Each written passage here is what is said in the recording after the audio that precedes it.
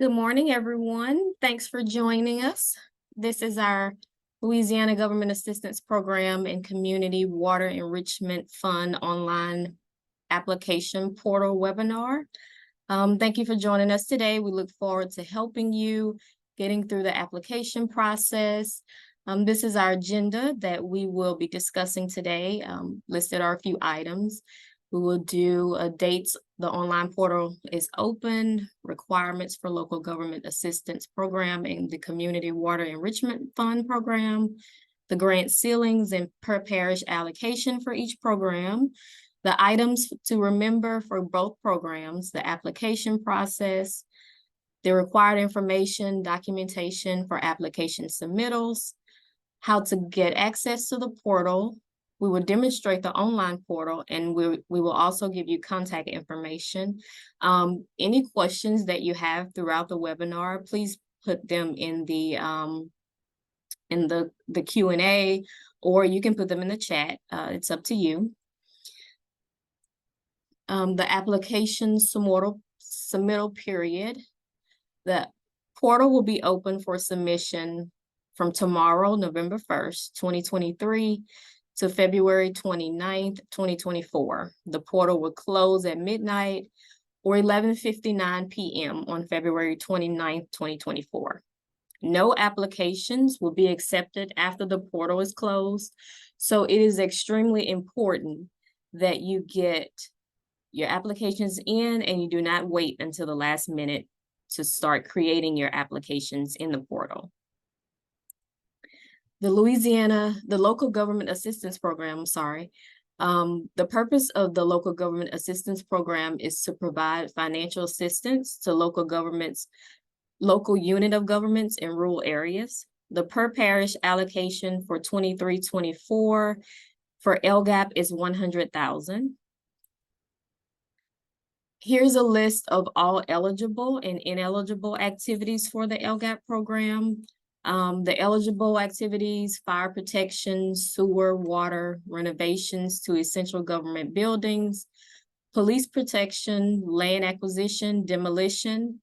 And with the demolition, please remember that for LGAP, the demolition of those properties must be owned by your local government. It cannot be private properties.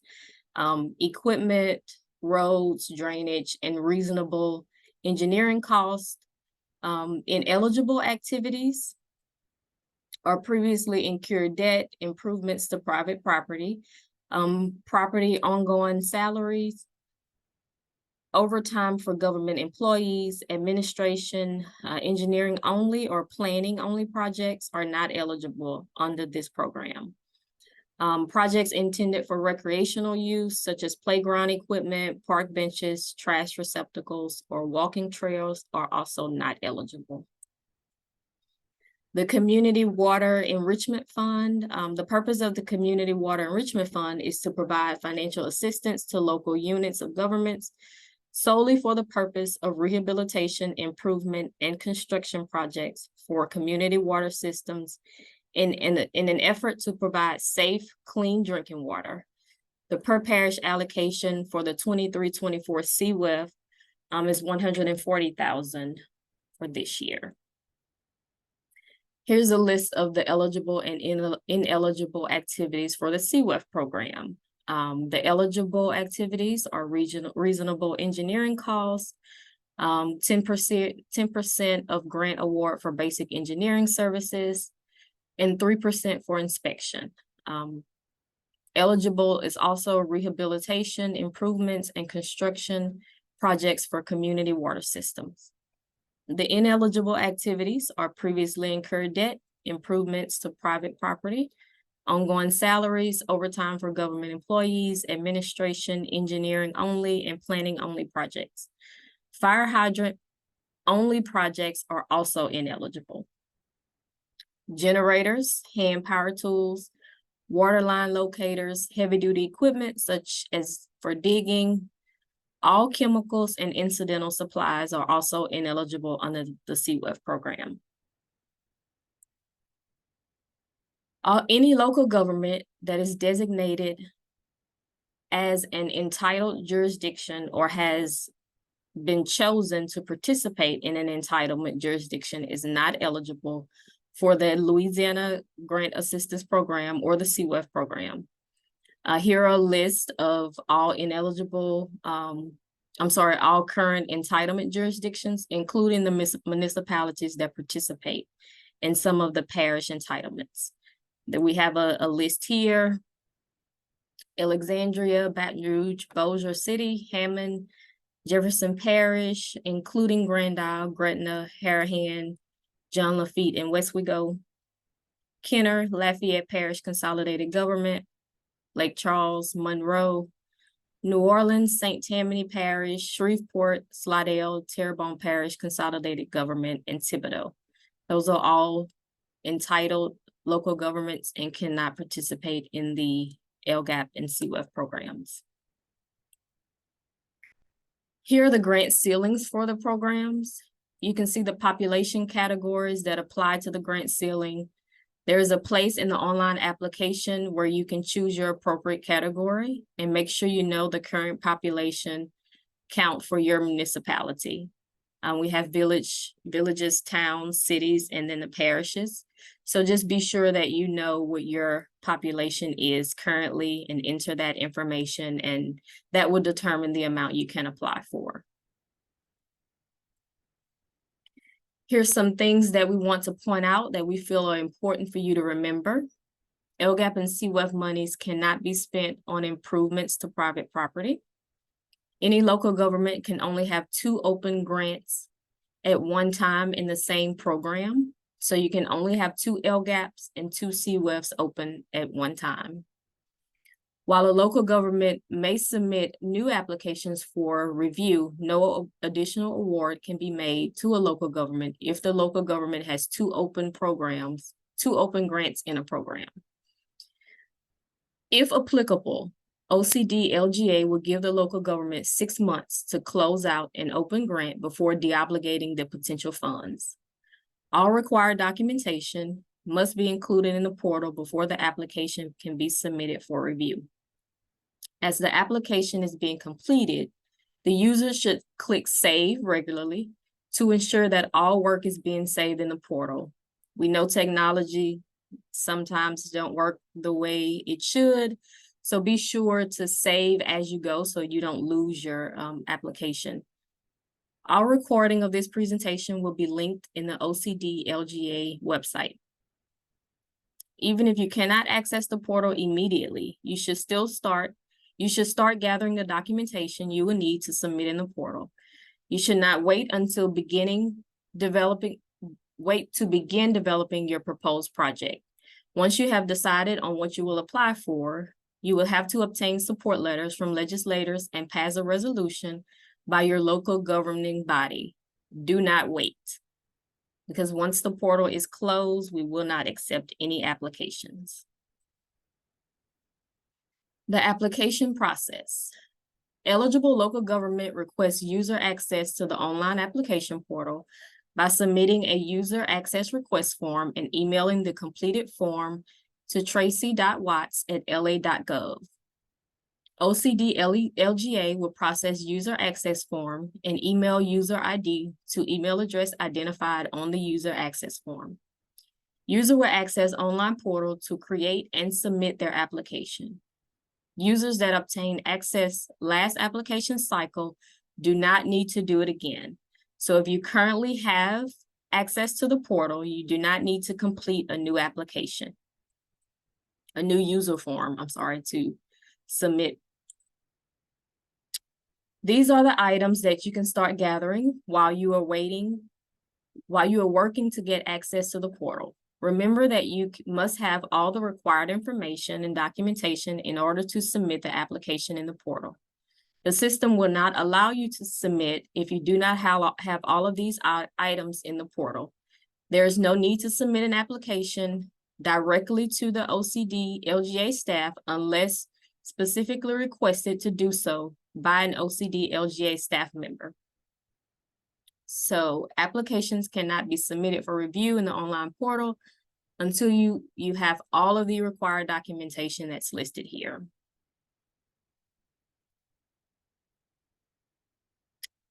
If previously gained access to the portal, then you still have access. You do not need to complete the form again. If you're having trouble logging in, email from the email address associated with your M number, include the M number ID and explain the problem. For local government, you enter the name of the local government, such as Port Vincent or Port Barry. For parish, enter the parish in which the local government is located. For the mailing address, you need to enter the entire mailing address. That includes the P.O. box or the street address, as well as the city, state, and zip. The LA.gov vendor number is associated with a profile set up with you by the state. It identifies how payments are to be received, and it's tied to a bank account if the vendor is set up for electronic funds transfer. This number usually begins with 310. For username, you enter the first name and the last name of the user. Enter the user's last four of your social security number. This is used for security and is attached to the user ID. It is required. The user title must be the job title or position that is held by the user requesting access. The user phone number is the phone number of the user. The user email is the email of the user that will be logging into the portal. Only one person per email address can be assigned. Over the last couple of years, OCD LGA has used various online portals for application submittal. Many people were assigned an MID number to access these portals. You may have also been assigned an MID number to access a different portal. If you were previously assigned an MID number, you can enter that number on the form. Remember that the user ID is issued to a person, not a local government. Two people cannot be assigned to one user ID. This is just specific to the one person tied to your social security number. Also, only the users can use this one login. You should not share your login with anyone. If for some reason someone leaves or someone else needs to gain access, please send Tracy Watts an email and ask that their user be deactivated, or you will need to complete another form to have another user added. The user must sign and date the form. The chief operating official must be entered, followed by the title of the CEO and the date that the CEO signs the form.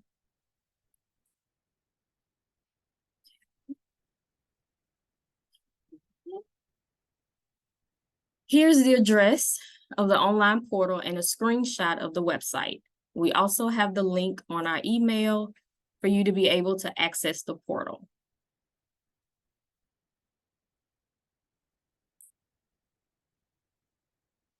To log in, you enter the M number that you are issued in the ID field. Then you will enter a password. If you have not already set up a password for your user ID number, then you would click the WLF password maintenance application link on the screen to set up for a password. If you're locked out of the online portal at any time, you can email an OCD LGA staff member and ask that your user ID be unlocked. You need to email from the email address that is attached to the user ID and include the user ID in the email. Here we will take a second to log into the portal and do a quick demonstration on completing an application.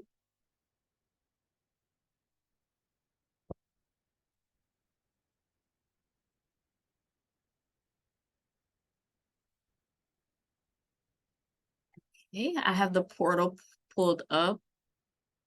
You will enter your M number here and your password, and you go to log in. And we just created application just to give you a demonstration. So our local government, our applicant entity is Sunnyside. This is where you would choose your population category for towns, villages, Cities and parish, you would choose your population, and then that would determine how much you can apply for. We've also made a few updates to the portal. We now ask that you enter your mayor and your parish president, enter an email address and phone number, enter the House district number and your Senate district number. If there are any other participants involved in your project, we ask that you enter those names here. The project beneficiaries, how many in your city, town, or village, or parish will benefit from your proposed project? Is the proposed project located on or involve publicly owned property? You will select yes or no. This is your budget summary. Complete the chart below for all costs identified with your proposed project. Construction costs, acquisition of real property, engineering costs, other project, and your project total. If you're unsure, you can email one of us to get help. In the text box below, please provide a description of the project costs. The project description will go here also. It says detailed description of proposed project, specify use of funds and the location of the project, list any equipment to be purchased for sewer, water lines, or street improvements, list how many feet, miles, or blocks. For building construction, include how many square feet, type of structure, etc. For building renovation, specify the type of renovation, such as interior, exterior, roofing, plumbing, electrical, ADA handicap access, fire code requirements, and etc. Describe how the proposed project will improve the health, safety, living conditions, and quality of life of the community. List the physical address of the proposed projects. You will list that in this box here provided. The required documentation. These documents are required before you can submit the application into the portal for review. The resolution of support from a government agency or governing body, you will attach here. Local government assurance form, you'll download the form, print it, have it signed by the mayor or president, and attached. And we ask for support letters from the Senate and the House. Once you have completed the application, then you can go back and you can submit for review.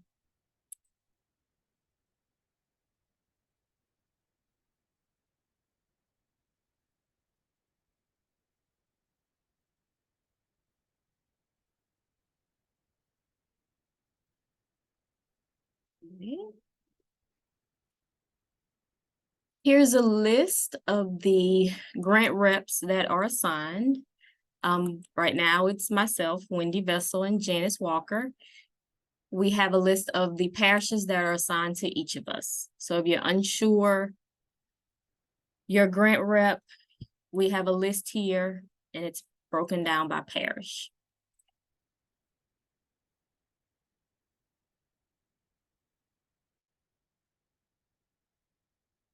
And also we have the contact information. We have our director, Tracy Watts, her email address and phone number. Our assistant director, Heather Paul, myself, program manager, and our grant rep, Ms. Janice Walker. And that concludes our presentation. If you have any questions, again, you can place them in the chat or the Q&A. And we thank you and look forward to getting in lots of applications.